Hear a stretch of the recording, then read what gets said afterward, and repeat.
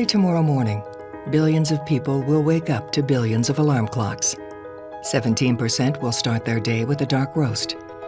21% will choose low-fat over non-fat.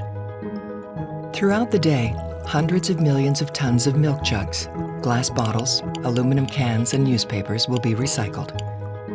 And the only product recycled more will be the conventional 12-volt car battery. Every day, after powering up to 25,000 cold engine starts, car radios, navigation units, safety systems, engine management computers, and headlights, hundreds of thousands of hard-working car batteries will need to be routinely replaced. And every day, we'll turn nearly 200,000 old car batteries into new ones. Up to 99% of the raw materials can be repurposed, saving 90% energy and greenhouse gas emissions.